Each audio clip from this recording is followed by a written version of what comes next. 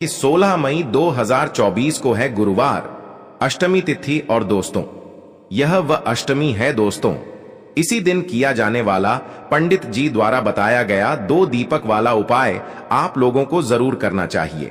क्योंकि दोस्तों, यह एक ऐसा उपाय है जो कि हर कभी नहीं किया जाता है, अष्टमी के दिन किया जाता है। और बहुत सारे लोगों ने इस उपाय को किया भी है और उनको इस उपाय को करने का फल भी जरूर मिला है। अगर आप लोग भी इस उपाय को इस अष्टमी के दिन करना चाहते हैं तो आप इस उपाय को पहले अच्छे से समझ लेना, सुन लेना, उसके बाद करना, आपको इस उपाय का फल जरूर मिलेगा। सबसे पहली बात दोस्तों, यह 2 दीपक वाले उपाय को हमें कब करना है, किस लिए करना है, कैसे करना है, यह हम लोग जान लेते हैं।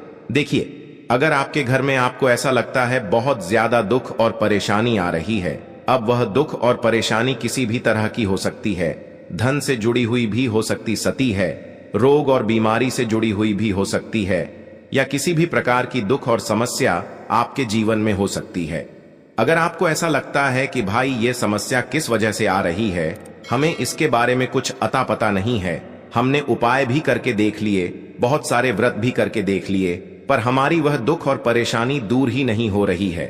16 मई अष्टमी के दिन आप लोगों के लिए बहुत खास है और इस अष्टमी को आप लोगों को यह 2 दीपक वाला उपाय जरूर करना चाहिए। क्योंकि यह वह उपाय है जो कि उपाय को करने से आपकी निश्चित ही जितनी भी प्रकार की दुख और परेशानी होंगी वह सारी दूर हो जाएंगी। अगर आपके घर के ऊपर पितृदोष भी होगा, क्योंकि आप सभी लोग जानते हैं अष्टमी का जो दिन होता है वह पितरों के लिए विशेष रूप से महत्वपूर्ण होता है।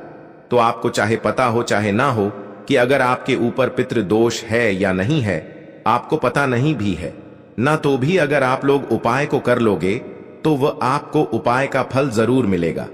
आपके जीवन से दुख और परेशानी जरूर दूर होगी। किसी भी प्रकार की दुख और परेशानी ही क्यों ना हो, वह दूर जरूर हो जाएगी। चाहे कर्जा हो, चाहे धन की प्राप्ति से जुड़ा हुआ कोई मतलब समस्या हो, सारी दुख और समस्याएं दूर होंगी।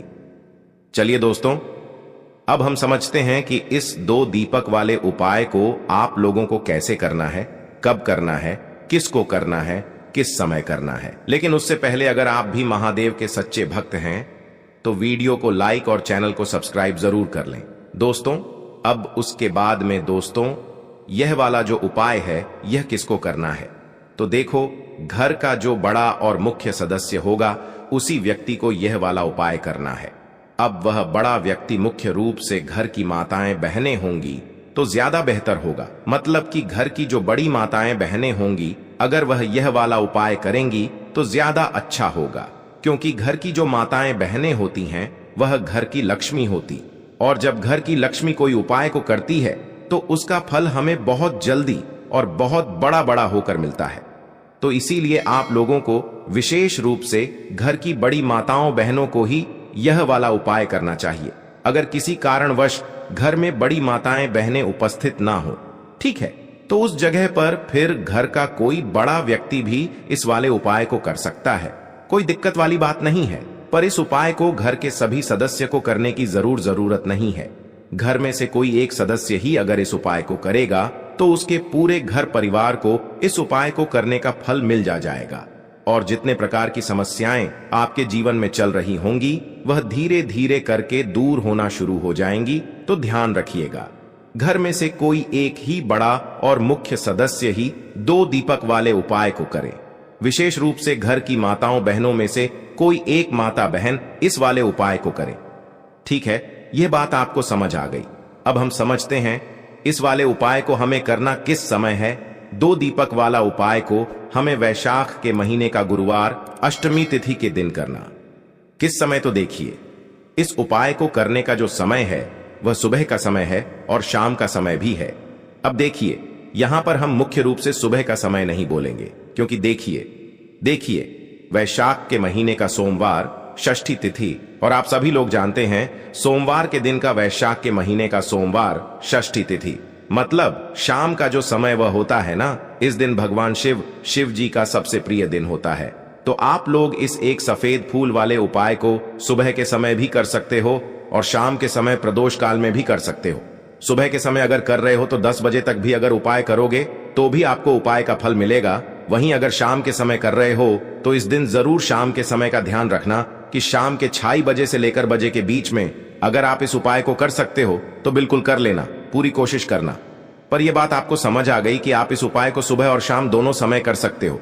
मतलब करना आपको एक ही समय है, घर में से किसी एक ही बड़े व्यक्ति को करना है, पर एक ही बार इस उपाय को करना है, दोनों समय नहीं करना है।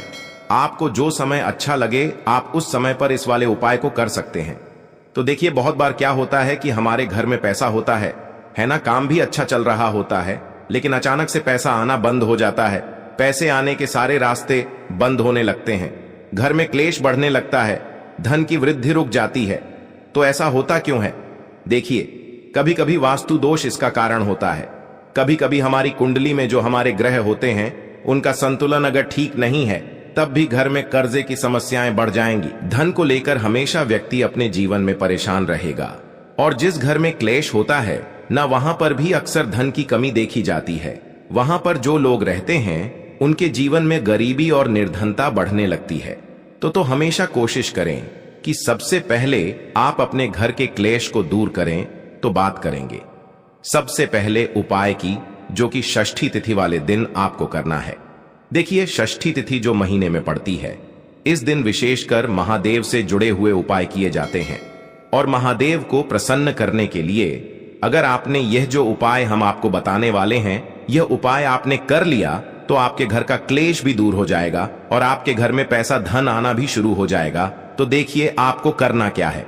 देखिए जो लोग कहते हैं कि हमारे घर में पैसा नहीं रुकता है, हमारी पॉकेट में पैसा नहीं रुकता है, हमारी तिजोरी में पैसा नहीं रुकता है, पता नहीं घर में ऐसा क्या है कि पैसा घर में आता तो है लेकिन बहुत तेजी के साथ वह घर से बाहर चला जाता है।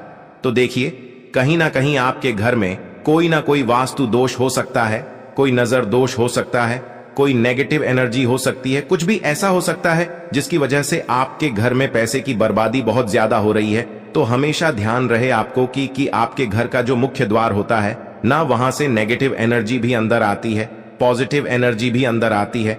वहां से बहुत सारे देवी देवता भी आपके घर में आते हैं, मां लक्ष्मी भी आपके घर में आती हैं। तो आपके घर का जो मेन गेट होता है ना, जिसे एंट्रेंस बोलते हैं, ये सबसे ज्यादा आपके जीवन को प्रभावित करता है। कहने का मतलब है मुख्य द्वार से आप अपनी किस्मत को बदल सकते हैं। कैसे बदल सकते हैं? जब भी षष्ठी तिथि पड़ती है, जिस महीने में षष्ठी तिथि पड़ती है, बस आपको षष्ठी तिथि पर क्या करना है, अपने घर के मुख्य द्वार पर सबसे पहले तो हल्दी से स्वास्तिक बनाना है दोनों तरफ।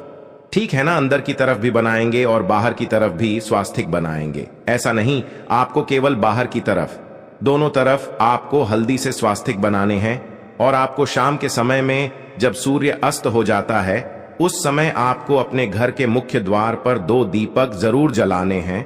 तो देखिए जब आप अपने घर के मुख्य द्वार पर 2 दीपक जला देते हैं ना, तो आपके घर में होता है माता लक्ष्मी का वास, क्योंकि मां लक्ष्मी प्रतिदिन शाम के समय में भ्रमण पर निकलती है। 7 बजे से लेकर 9 बजे का जो समय होता है यह मां लक्ष्मी का समय होता है ना। इस समय पर मां लक्ष्मी जो है यह भ्रमण पर निकलती है और जिस घर के द्वार पर दीपक जला होता है, जिस घर के द्वार पर साफ सफाई अच्छे से होती है, हमेशा महालक्ष्मी उस घर में वास करती हैं। तो जरूर करें यह उपाय। आपके जीवन में आप देखेंगे कि दुख और कष्ट तो बहुत दूर भाग जाएंगे और मां लक्ष्मी की कृपा से आपके पूरे घर परिवार में सुख समृद्धि बढ़ेगी, धन की वृद्धि आपके घर में होती चली जाएगी।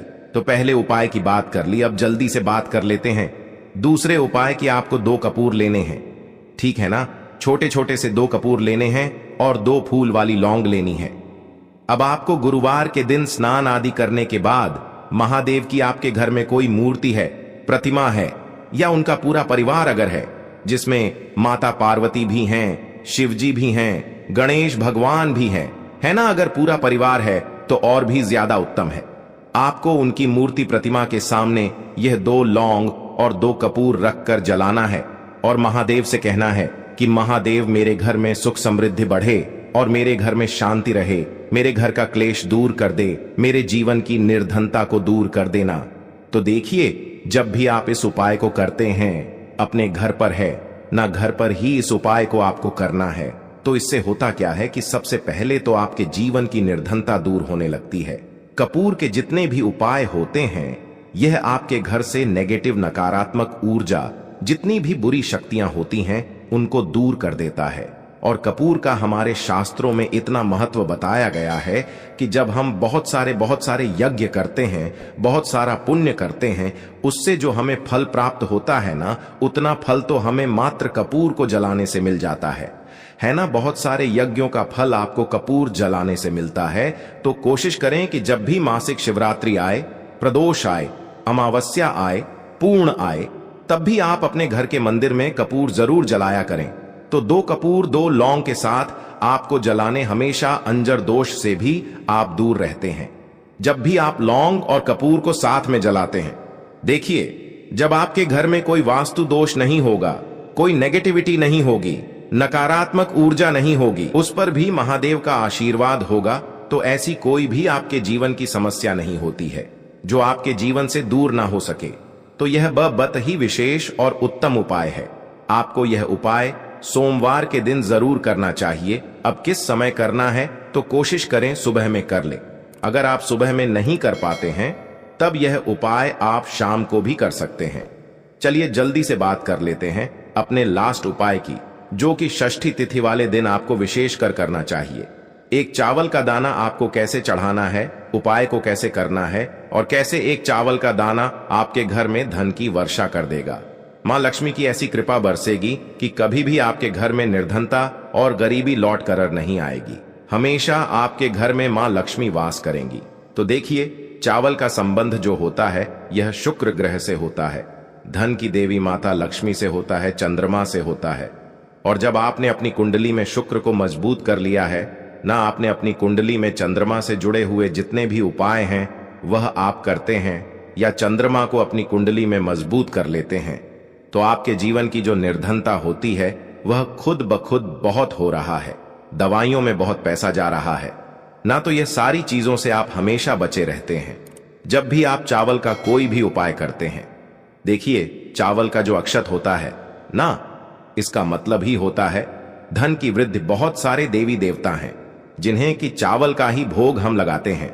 चावल के बिना आप देखेंगे कि बहुत सारी पूजा पाठ अधूरी होती है। कोई भी पूजा पाठ हम करते हैं, अक्षत सबसे पहले हम लेते हैं, है ना।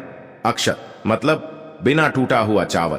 अब आपको करना क्या है, आपको एक चावल का दाना लेना है, सिर्फ एक, कहीं से कहीं तक। वह चावल का दाना टूटा हुआ ना हो, यह चीज आपको ध्यान रखनी है। एक चावल का दाना लेंगे, एक लोटा अपने घर का शुद्ध जल लेंगे और महादेव के मंदिर में आपको जाना है।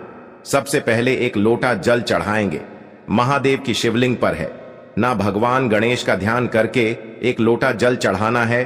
और फिर वह एक चावल का दाना आपको अपने सीधे हाथ में रखना है, सीधे हाथ की हथेली में रखना है ना। अब अपनी मुट्ठी को आपको बंद करना है और फिर अपनी मनोकामना महादेव से कहना है कि महादेव, मेरे जीवन में यह समस्या है, मेरे घर में धन की कमी है, या मेरे सर पर कर्जा है, या मेरे पास पैसा तो है लेकिन मेरा पैसा बढ़ता नहीं है, या फिर मेरे घर का यह व्यक्ति है, इसका स्वास्थ्य ठीक नहीं रहता है, मेरे घर में क्लेश बहुत रहता है।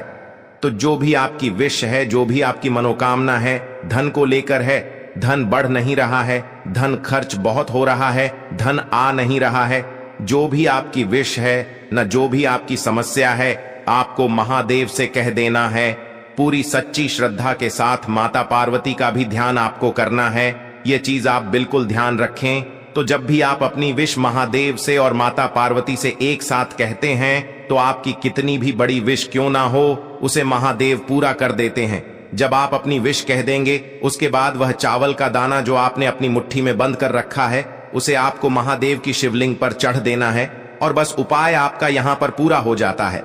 तो देखिए, गुरुवार अष्टमी तिथि जब भी पड़े, जिस भी महीने में जिस भी दिन आ जाए, उस दिन यह उपाय आप कर लें।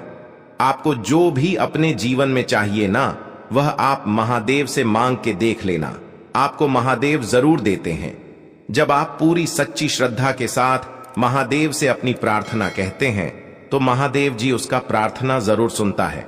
तो आप लोग इस उपाय को 16 में गुरुवार अष्टमी तिथि के दिन एक बार अवश्य करके देखिए, आपको इस उपाय का फल अवश्य मिलेगा।